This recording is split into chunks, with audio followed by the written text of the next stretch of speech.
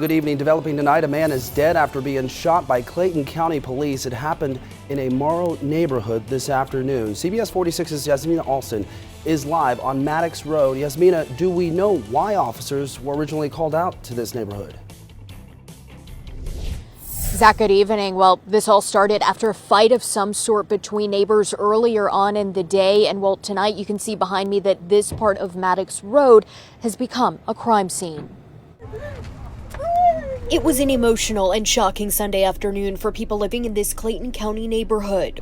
According to police, one man is dead after an officer-involved shooting. Clayton County Police Chief Kevin Roberts says officers originally responded to a dispute between neighbors on Maddox Road. While the officers were talking to one neighbor, the other neighbor came over to them unarmed but yelling. He retreated into his residence and retrieved a firearm, came back out again and began yelling at officers and discharged a round. According to Chief Roberts, additional responding officers were then speaking with a man outside of his home when things took a turn. And during that interaction, he turned towards those officers with his weapon.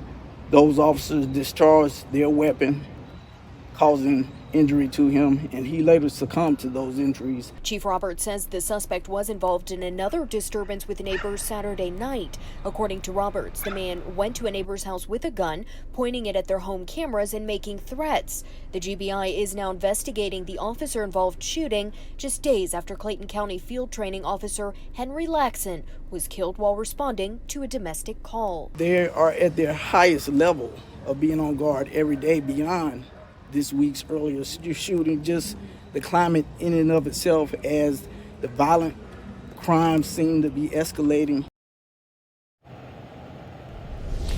And still a very active scene even hours later as the GBI continues to investigate. Now, this time officials have not yet released the name of that man. We'll, of course, update you once we learn that information. Live in Morrow, Yasmina Alston, CBS 46 News.